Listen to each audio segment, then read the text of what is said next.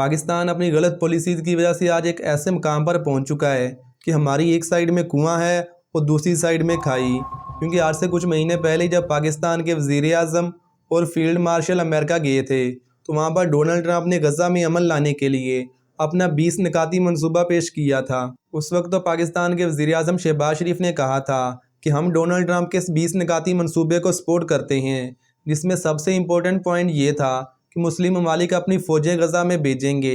लेकिन वहाँ पर जाकर करना क्या है ये क्लियर नहीं था। अभी उस वक्त तो शहबाज शरीफ ने फटाफट हाँ कर दिया था कि हम अपनी फ़ौज को गज़ा में भेजेंगे। लेकिन आज से कुछ दिन पहले ही अमरीकी न्यूज़ एजेंसी राइटर्स ने रिपोर्ट किया है कि डोनाल्ड ट्रंप पाकिस्तान की हुकूमत और फील्ड मार्शल आसिम मुनीर पर दबाव बना रहा है कि सबसे पहले पाकिस्तान अपनी फ़ौज को गज़ा में भेजे। और टाइम्स ऑफ इजराइल के मुताबिक जितनी भी मुस्लिम ममालिक की फ़ौजें गज़ा में जाएंगी तो उनका काम होगा हमास को गैर मुसल्लह करना और इसराइल की सरहदों की हिफाजत करना, ताकि इसराइल को फ़लस्तीनियों से कोई ख़तरा ना हो। जबकि पाकिस्तान के डेप्यूटी प्राइम मिनिस्टर इसहाक डार साहब तो पार्लियामेंट के फ्लोर पर खड़े होकर ये कह चुके हैं कि हमने डोनाल्ड ट्रंप के साथ जिन 20 निकात पर एग्री किया था ये वो 20 निकात है ही नहीं, क्योंकि उसमें तो फ़लस्तीन की रियासत के क़याम की शर्त भी मौजूद थी। तो इसीलिए आज के दिन पूरे पाकिस्तान के अंदर सबसे बड़ा सवाल ये है कि क्या पाकिस्तान अपनी फ़ौज को गज़ा में भेजेगा या नहीं, क्योंकि सऊदी अरब, यूएई, उर्दन और आज़रबाईजान समेत बहुत सारे मुस्लिम ममालिक अपनी फ़ौज को गज़ा में भेजने से साफ इनकार कर चुके हैं। तो आइए फिर आज की इस वीडियो में हम इन तमाम सवालों के जवाब जानने की कोशिश करते हैं कि क्या पाकिस्तान को अपनी फ़ौज गज़ा में भेजनी भी चाहिए या नहीं। अगर पाकिस्तान अपनी फ़ौज गज़ा में भेजता है तो इससे पाकिस्तान को क्या फ़ायदा और क्या नुकसान होगा।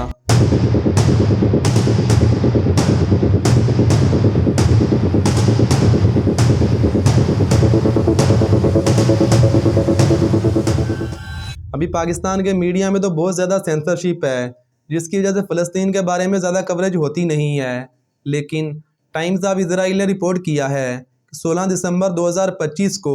इंटरनेशनल स्टेबलाइजेशन फोर्स बनाने के लिए यूएसए सेंट्रल कमांड ने कतर के कैपिटल दोहा में एक बड़ा इजलास किया है। इस इजलास में 70 ममालिक को दावत दी गई थी, लेकिन सिर्फ 45 ममालिक ने ही यहाँ पर शिरकत की है। और कमाल की बात तो ये है कि इनमें से 19 ममालिक ने तो अपनी फ़ौजें गज़ा में भेजने के लिए हामी भी भर दी है, जिनमें कुछ यूरोपियन ममालिक भी शामिल हैं। लेकिन हैरानगी की बात तो ये है कि 16 दिसंबर के इस इजलास में तुर्की को तो बुलाया ही नहीं गया। अलबत्ता पाकिस्तान का नुमाइंदा इसके अंदर मौजूद था। और इस इजलास के बाद से ही इंटरनेशनल मीडिया बार बार ये रिपोर्ट कर रहा है कि अमेरिका पाकिस्तान के ऊपर दबाव बना रहा है कि सबसे पहले तुम अपनी फ़ौज को गज़ा में भेजो,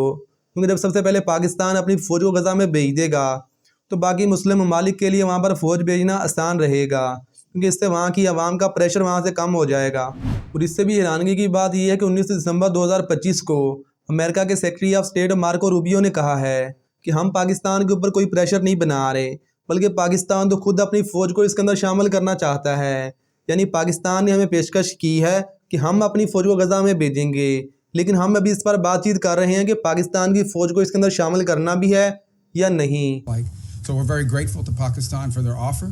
to be a part of it, or at least their offer to consider being a part of it. I think we owe them a few more answers before we can ask anybody to firmly commit. But I feel very confident. जबकि पाकिस्तान के दफ्तर ख़ारजा का कहना है कि अभी तक तो हमने इसके बारे में कोई फ़ैसला किया ही नहीं है कि फ़ौज को गज़ा में भेजना भी है या नहीं। लेकिन आज के दिन जो सूरत-ए-हाल पाकिस्तान की है, अगर अमेरिका को पाकिस्तान की फ़ौज चाहिए तो पाकिस्तान का ना कह पाना तो इम्पॉसिबल है। लेकिन अगर आज पाकिस्तान की फ़ौज गज़ा जाती है तो ये पाकिस्तान के लिए अच्छा नहीं होगा, क्योंकि पाकिस्तान की फ़ौज इंटरनेशनल स्टेबलाइजेशन फोर्स यानी ISF के प्लेटफार्म से गज़ा जाएगी। और टाइम्स ऑफ इजराइल के मुताबिक अगर पाकिस्तान की फ़ौज गज़ा में जाती है तो उसका काम होगा हमास को गैर मुसल्लह करना और इसराइल की सरहदों की हिफाजत करना। अभी अगर पाकिस्तान की फ़ौज हमास को गैर मुसल्लह करने की कोशिश करेगी तो क्या लगता है हमास के लोग सामने से आएंगे और वह हथियारों को लाकर पाकिस्तान की आर्मी के सामने रख देंगे कि अच्छा आप तो पाकिस्तान से आए हो, इसलिए हम अपने सारे हथियार आपको दे रहे हैं, ठीक है आप यहाँ पर अमन कायम करो। एब्सोल्युटली हमास कभी भी ऐसा नहीं करेगा और वह पाकिस्तान की फ़ौज के सामने से भी रेजिस्टेंस दिखाएगा, क्योंकि हमास ने तो पिछले 3 सालों से इसराइल के नाक में दम किया हुआ है। अभी हमास के पास बहुत ही लिमिटेड वसाइल हैं, लेकिन इन लिमिटेड वसाइल के बावजूद उसने इसराइल का जीना हराम किया हुआ है। जबकि इसराइल के पास पूरी दुनिया की बेहतरीन टेक्नोलॉजी है, उनके पास एक बड़ी फ़ौज है, नेवी है اور دنیا کی سب سے اچھی ایئر فورس ہے، لیکن اس سب کے باوجود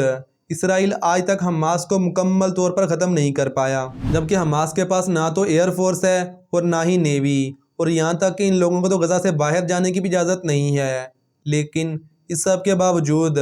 حماس نے اپنے ایسے نیٹ ورک بنائے ہوئے ہیں جن سے وہ باقی دنیا سے اسلحہ خریدتے ہیں اور ان کو زیر زمین سرنگ کے ذریعے سے غزہ کے اندر لے کر آتے ہیں۔ تو ایسے میں اگر پاکستان کی فوج جا کر وہاں پر حماس کو غیر مسلح کرنے کی کوشش کرتی ہے تو وہ لوگ سامنے سے ریزسٹنس دکھائیں گے، اور یہ بات بھی یاد رکھنا ضروری ہے کہ غزہ کے تقریباً 60% سے زائد لوگ حماس کو سپورٹ کرتے ہیں، اور اس وقت غزہ کے اندر حماس کی ہی حکومت ہے۔ جسٹ امیجن وہ فلسطین جس کی آزادی کا موقف پاکستان بننے سے پہلے علامہ محمد اقبال اور قائد اعظم محمد علی جناح کا بھی تھا، اگر پاکستان کی فوج اور فلسطین کی عوام آمنے سامنے آ جائے گی تو پھر کیا ہوگا؟ کیونکہ اسٹیبلائزیشن فورس کا کمانڈ سینٹر تو اسرائیل میں ہے، جس کا ہیڈ امریکی فوج کا ایڈمرل ریڈ کوپر ہے، اور ان کی مرضی کے بغیر پاکستان کی فوج وہاں پر کچھ بھی نہیں کر پائے گی۔ یعنی جتنی بھی مسلم ممالک کی فوجیں غزہ میں جائیں گی ان کا کنٹرول اسرائیل کے ہاتھ میں ہوگا۔ اگر اسرائیل معصوم فلسطینیوں پر حملہ کرتا ہے تو یہ اسٹیبلائزیشن فورس خاموشی سے دیکھے گی، لیکن اگر حماس اسرائیل کے اوپر حملہ کرنے کی کوشش کرتا ہے تو یہ اسٹیبلائزیشن فورس حماس کو روکے گی اور اسرائیل کی حفاظت کرے گی۔ اگر ایسی کسی بھی صورتحال میں پاکستان کی فوج کے ہاتھوں اگر ایک بھی معصوم فلسطینی شہید ہو جاتا ہے تو میں سمجھتا ہوں کہ پاکستان کی ریاست کا نظریاتی وجود ختم ہو جائے گا،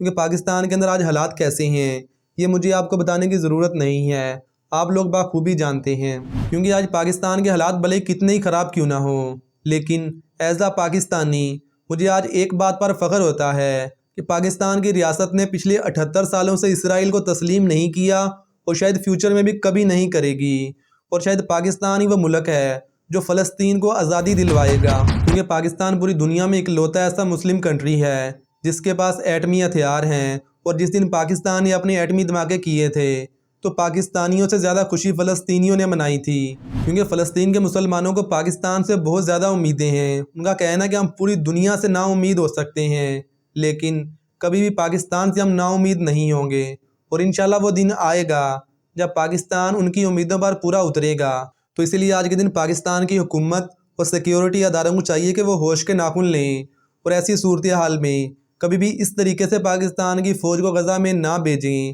کیونکہ وہاں پر ان کے پاس کوئی اختیارات تو ہوں گے نہیں۔ ان کا کمانڈ سینٹر اسرائیل میں ہے، اور اس کا جو ہیڈ ہے وہ امریکی فوج کا ایڈمرل ریڈ کوپر ہے، تو جو وہ لوگ حکم کریں گے تو پاکستان کی فوج تو ان کے حکم کو فالو کرے گی، کیونکہ اسرائیل کے مسلسل مظالم اور فلسطینیوں کی مزاحمت کی وجہ سے آج کے دن پوری دنیا کا پرسپیکٹیو چینج ہو چکا ہے۔ آج سے 10-15 سال پہلے تک وہ تمام ویسٹرن کنٹریز اور ان کی عوام جو اسرائیل کی عوام کو معصوم جبکہ فلسطین کے لوگوں کو ایک دہشت گرد سمجھتے تھے، تو آج ان کا پورا پرسپیکٹیو ہی چینج ہو چکا ہے۔ وہ تمام ویسٹرن کنٹریز اور ان کی عوام ان کی پوری سپورٹ فلسطین کی عوام کے ساتھ جبکہ اسرائیل کے خلاف ہے۔ تو ایسے میں اگر مسلم ممالک کی فوجیں وہاں پر جاتی ہیں اور حماس کو غیر مسلح کرنے کی کوشش کرتی ہیں اور مسلمانوں کی آپسی میں لڑائی ہوتی ہے تو اس سے اسرائیل کو ریلیف ملے گا۔ وہ کہیں گے کہ بھائی حماس تو ہے ہی ایسا، پہلے تو یہ یہودیوں کے ساتھ لڑ رہے تھے لیکن ابھی وہاں پر جو فوجی آئی ہیں یہ تو مسلمانوں کی ہیں، یعنی کہ حماس تو مسلمانوں کی فوجوں کو بھی نہیں چھوڑ رہا، تو یہ سارے کا سارا پروپیگنڈا پھیلا کر اسرائیل کو سپورٹ ملے گی، اور جو اس نے اپنا مرتبہ دنیا میں کھو دیا ہے اس کو واپسی سے ملے گا۔ اسی لیے تمام مسلم ممالک کو چاہیے کہ وہ ہوش سے کام لیں، لیکن اگر پاکستان اپنی فوجوں کو غزہ میں بھیجنے سے انکار کرتا ہے تو پھر کوئی بھی دوسرا مسلم کنٹری اتنی ہمت نہیں کرے گا کہ وہ اپنی فوجوں کو غزہ میں بھیجے، کیونکہ ان کی عوام کا پریشر بہت زیادہ ہوگا۔ تو اسی لیے سب سے پہلے تو امریکہ پاکستان کے اوپر پریشر بنائے گا کہ بھائی اس لائن کے اندر سب سے پہلے تو تم لوگ لگو، باقی بوگیاں تمہارے پیچھے لگ جائیں گی۔ ابھی امریکہ تو بہت اچھے سے جانتا ہے کہ ان لوگوں نے پاکستان پر پریشر کیسے بنانا ہے اور اپنا کام کیسے نکلوانا ہے۔ امریکہ پاکستان پر IMF اور ورلڈ بینک کے ذریعے سے پریشر بنا سکتا ہے۔ اس کے علاوہ پاکستان کا GSP+ سٹیٹس خطرے میں جا سکتا ہے، جس کی وجہ سے پاکستان کی ایکسپورٹ کو ایک بڑا نقصان ہوگا، اور اس کے علاوہ امریکہ پاکستان میں ہونے والی ہیومن رائٹس وائلیشن کو ایک ہتھیار کے طور پر استعمال کر سکتا ہے اور پاکستان پر معاشی پابندیاں بھی لگا سکتا ہے۔ اور اس کے علاوہ امریکہ کا جو سب سے بڑا ہتھیار ہے جس سے پاکستان کی حکومت اور فوج دونوں ہی ڈرتے ہیں وہ ہے پاکستان میں پولیٹیکل انسٹیبلٹی۔ امریکہ یہ بھی کہہ سکتا ہے کہ پاکستان میں سیاسی عدم استحکام کو ختم کیا جائے اور عمران خان جو کہ سیاسی کیسوں میں آج جیل کے اندر قید ہے اس کو انصاف دیا جائے، قانون کے مطابق اس کے کیسز کو چلایا جائے اور اس کو آزاد کیا جائے، جس سے پاکستان کی حکومت اور فوج دونوں ہی ڈرتے ہیں۔ اسی لیے اگر پاکستان کی حکومت نے امریکہ کو ایبسلیوٹلی نوٹ کہنا ہے تو اس کے لیے سب سے پہلے پاکستان میں جو پولیٹیکل انسٹیبلٹی یعنی سیاسی عدم استحکام ہے اس کو ختم کرنا ہوگا اور تمام پولیٹیکل پارٹیز کو ایک پیج پر آنا ہوگا، تبھی جا کر پاکستان امریکہ کو نہ کہہ سکتا ہے۔ لیکن اگر سچ بتاؤں تو آج کے دن پاکستان کے اندر جو صورتحال ہے، امریکہ کا ایک بار اشارہ کرنے کی دیر ہے، پاکستان کی حکومت کو یس سر کہنے کے علاوہ کوئی ملے گا بھی نہیں۔ اللہ حافظ۔